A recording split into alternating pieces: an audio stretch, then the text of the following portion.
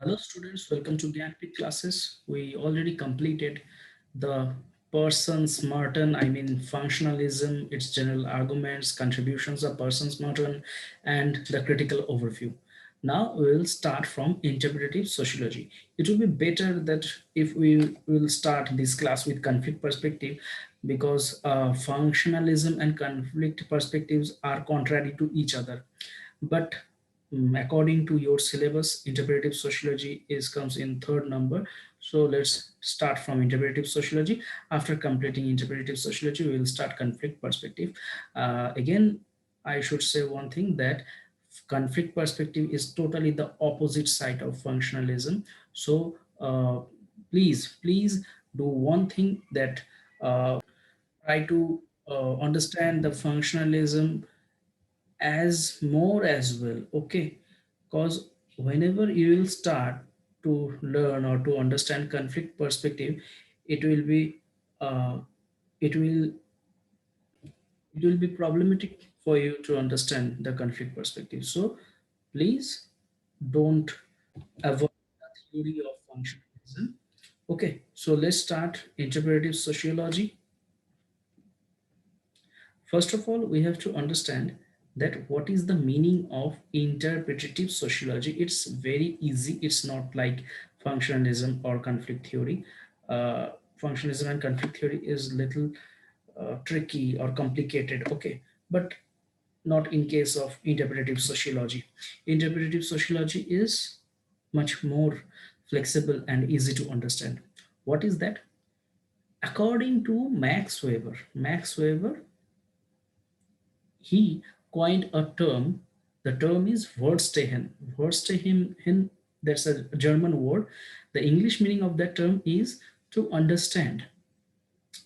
According to him, as a sociologist, if we want to understand any kind of societal phenomena or individual action, we should understand his purpose or his intention or interpretation behind that specific action. Again, I am repeating, if we are sociologist, if we want to study human behavior or if we want to study individual or individual action, then we shouldn't study or analyze his action. We should study or analyze the reason, the intention, the interpretation behind that action of that specific individual. That's a very easy to understand kind of theory.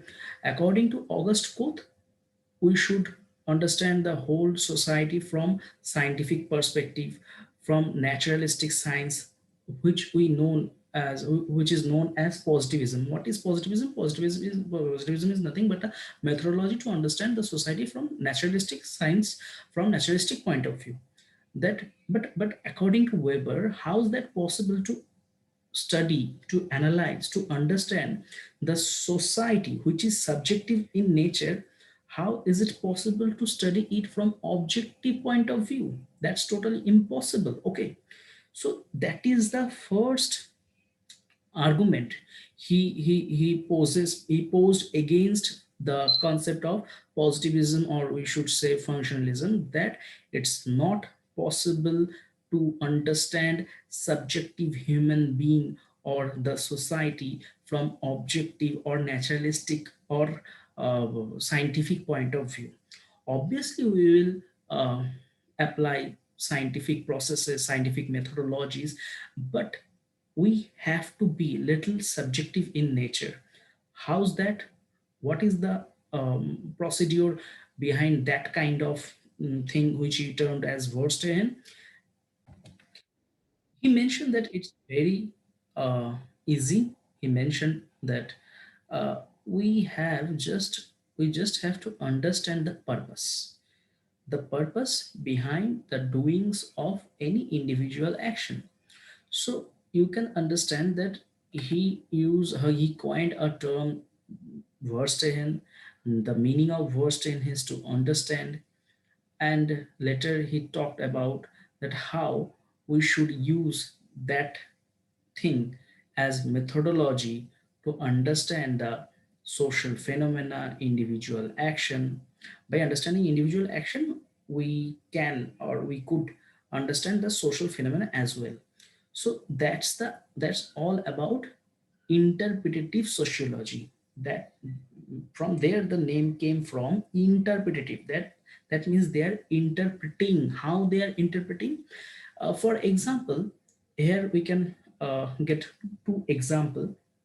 One is, if you see a man with a gun, what is the reason? Don't see that this man has a gun in his hand. Try to understand why the gun is in his hand or why he is shooting. If you are able to understand the reason why he is holding a gun in his hand or why the man is shooting, then you are able to understand his action. So don't panic, or don't, we should say,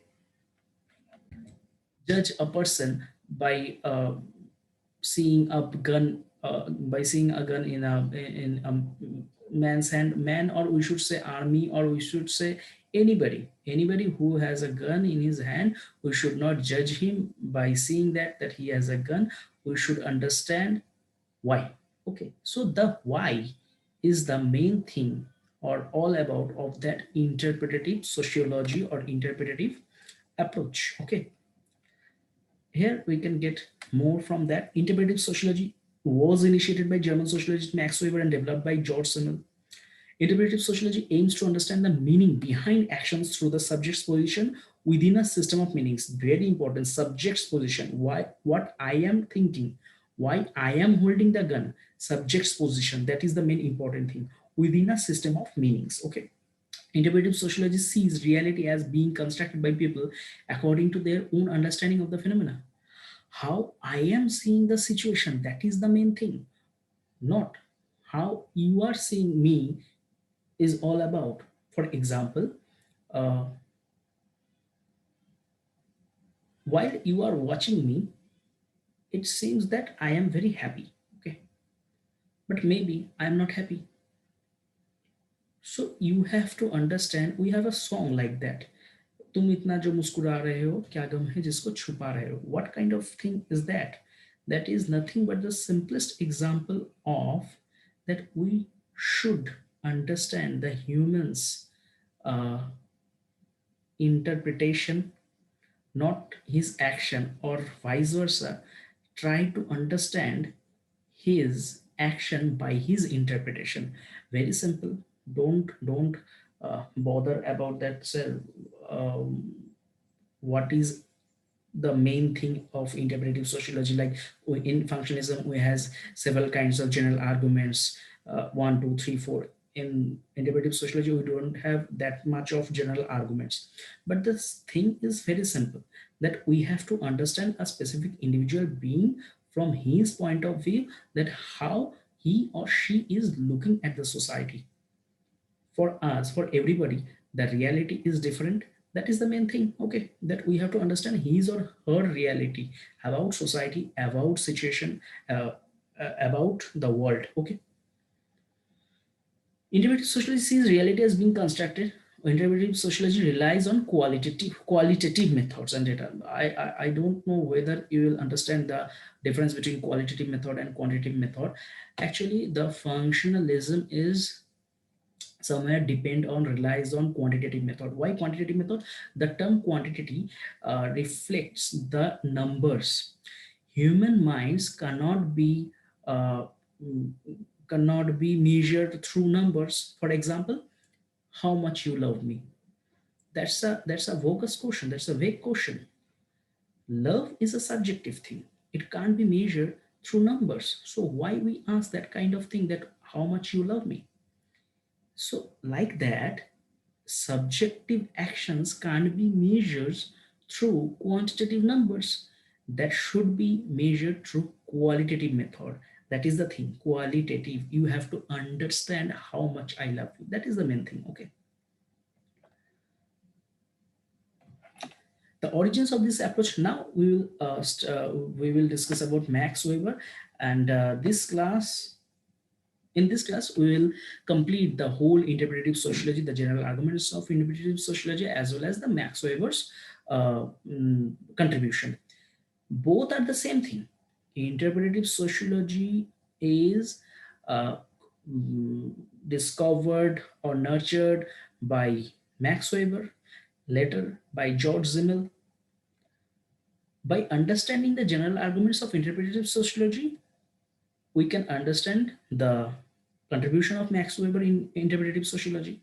Vice versa, by understanding Max Weber's contribution of interpretive sociology, we can understand the general arguments of interpretive sociology as well. Okay, so that's his little what we say introduction, what Weber wrote about sociology, how sociology should look at society, each and everything which I highlighted, I had already discussed. Okay, in this video, I had already discussed what Weber mentioned about interpretive sociology.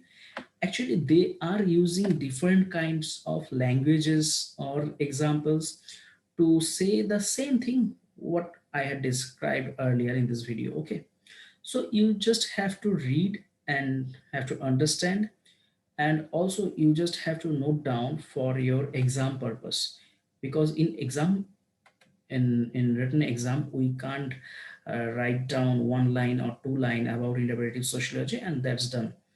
We have to write more things to get a good number. That's why you have to read that whole thing and understand, and later you will understand that that is the same thing they are repeating again and again with different kind of words. Okay, so I don't think so that you will face any kind of problem while you will thoroughly study those kind of thing. Here we will get various kinds of examples that is good for you. But interpretive sociology is nothing more than what I had described in this video. Okay, so that's for today. In the last para, we have something that ex- except I mean uh, Max Weber and George Simmel.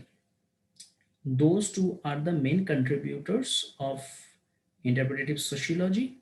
Weber and Simmel both recognize that the positivistic approach was not able to capture all social phenomena, nor was it able to fully explain why all social phenomena occur. That is the first line from what I had started my video.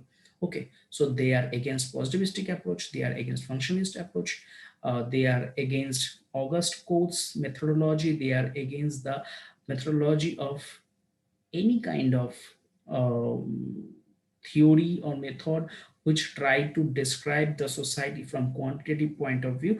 That's why they talked about that kind of thing which will study, analyze the society from a qualitative point of view, from a subjective point of view, to understand the human action and to understand the social phenomena as well. So that's for today. Thank you. In next class we will discuss about uh, conflict theory. Okay, thank you.